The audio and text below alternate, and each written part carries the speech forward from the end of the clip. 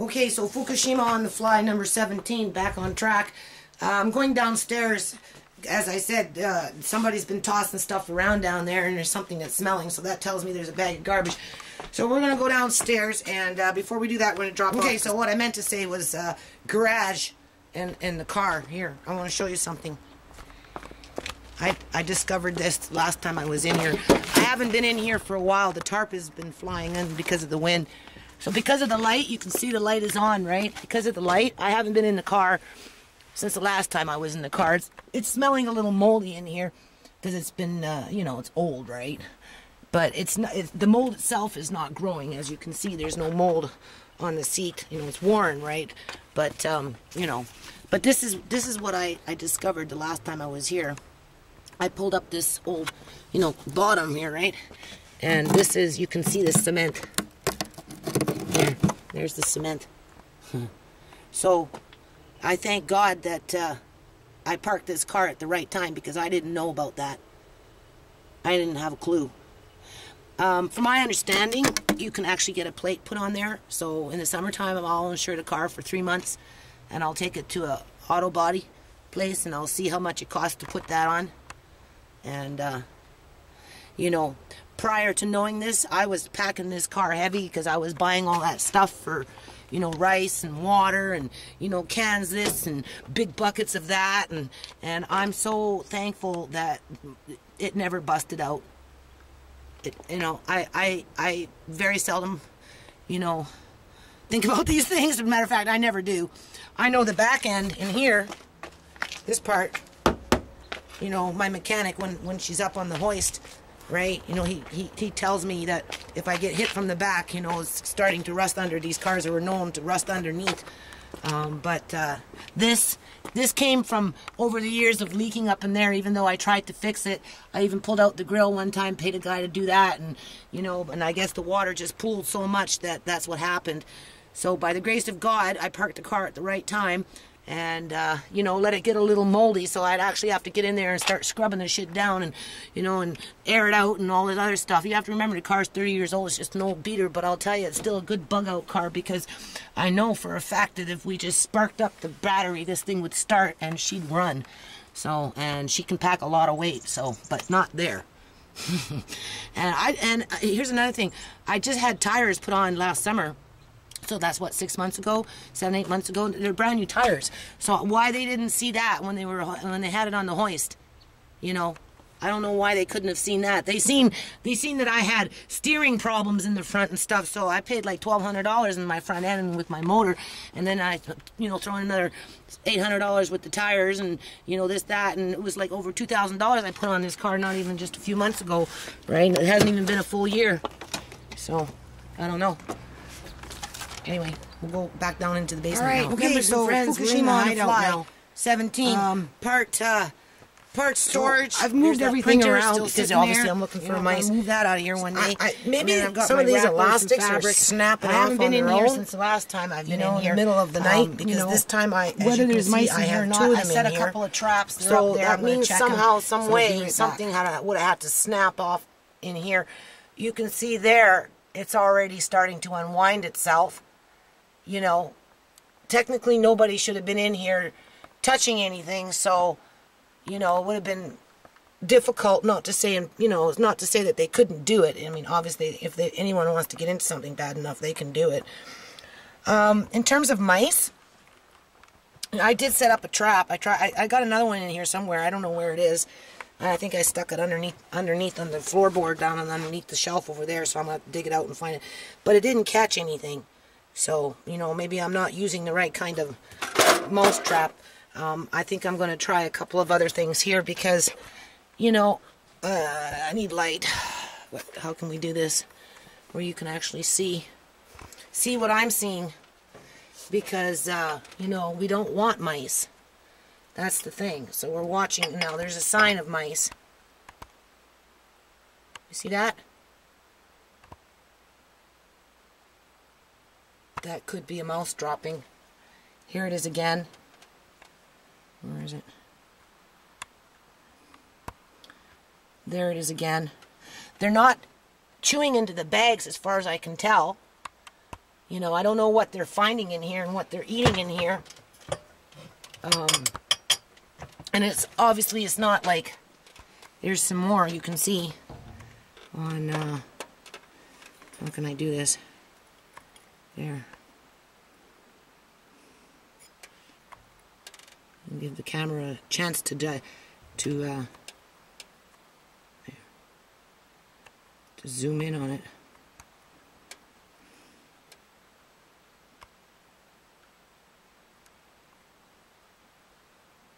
Maybe.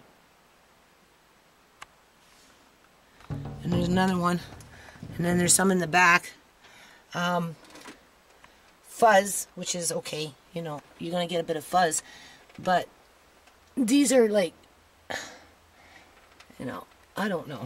I'm going to turn this off and pull something out here. All right, so the evidence is pointing towards a mouse. I'm moving around, and then I'm picking up the camera, so I haven't really caught my breath. When I thought I maybe had mice in here, I found like some of these jars, or cans, sorry, just up into this box, lip here, and then I'm just going to seal it right here, because obviously the mouse is running around, but it's not chewing into things, and it's definitely not going to chew into the bucket. That's what made me a rat will looking around here, but a mouse set the trap. I'm going to get actual mice traps, because when I did it this way, I'm going to, you know, I thought it was okay. I thought I could get away with it, but I don't. I see another one right here on this can. On my cans, because you know, but I'm not any of these bags. A great time. What I'm finding a lot of water, so you know, you might not be able to wash the lid. You know, this mouse is running around. I'm talking here, not to myself, but to the camera. But it's not. It's not. So we're going to repack these. It's not chewing into any of the bags. And I've got some salmon. From what I can tell, it's quite heavy in a box behind there in the corner, way in the back. It might be. So any bag I'm coming across, the only thing I'm finding that's happening is start running them up. And now these things here, like this here, I'm a little concerned about. This has not been punctured because I found it at spring cleanup. So a mouse can chew, years and years ago. You know, they give them apartment buildings. You know, I'm glad I kept it apartment to apartment. It's been a hardy little shelf. Chewing, that's why some of this stuff is getting heavy, and I'm kind of monitoring it. And they just see if around the split up because they don't like trash them down through steel wool, but concerned they will about some of the joints, but it, it still seems pretty sturdy, so I'm trying to come inside. Weight. So I haven't pulled out those ones yet. So what I've done is I've moved, if it's bending, it's going to buckle on me over there. It's always been a little crooked, and then it's an old thing that I found. Anything that's bag, 10 years ago. Instead of putting it back there, even though the mouse is breaking the bag, like the labels are coming off, but that probably has something to do with the moisture or the coldness of the you know, when it's behind there with the blanket over top. But I'm going to put those in a bin, you know, just to take away the temptation from the mouse. So it doesn't start chewing through my bags. Because right now it just seems like it's running around. It doesn't seem to be doing anything else but running around. Now, I see something here on this can. I'm going to get a different light in here. And next little while, let's just zoom in from this angle. See, there's another dropping, and then on the can next to it, now I am in here with a rag wiping, but I didn't go in there. So I'm suspicious about these cans in these boxes. You know, if I was a mouse, I could see myself living in the box at the bottom of the cans, maybe. You know, come up every now and then, say hello.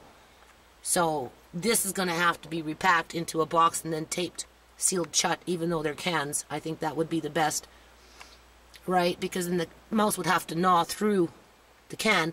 Not that it's like the box in order to get into the box, and it's not going to want to get in the box if it's just cans. But even still, you don't want a mouse running around in your cans, okay?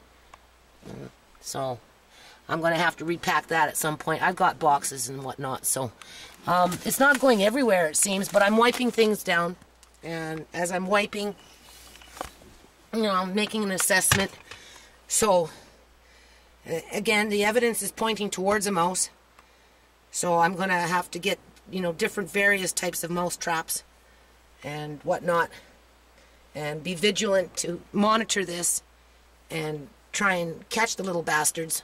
Doesn't seem like too many.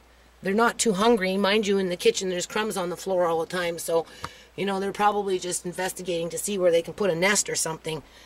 So, because they're not chewing into the bags. That's the thing. They're not, as far as I can tell, they're not chewing into the bags. But the bags that I can put in bins, I'm going to put these ones here into that bin. And I'm going to take more care. And, you know, obviously I'll be in and out of here. I added a few more things. Added some curry in there. You know, put the spices 2012. And got a bag of cat food that the kitten I gave away. So I have a little bag of kitten food I'm going to put up. And got some ground coffee that was in a can that was punctured by the dog when I had the dog. So I just put that in a bag. And I got a can up there, so you know if something bad happens, people who like coffee will have some coffee, right? Because I don't necessarily drink coffee very often, but I know there's people out there that like coffee. So, yeah, we'll touch base in a sec. Okay, so I'm packing them. You can see this is all the coconut oil. Or coconut milk, I should say. And I like my stuff packed tight. So I opened up in here, and what do we find? So elastics are snapping off by themselves in here, and I'm looking for some tuna cans and like sardines. I've got something in here, so these sardines can come out. And then what I can do is I can put it in here, right? And then what I'll do is I'll count the cans, and then I'm going to write on the outside what's inside and how many cans and what its due date is.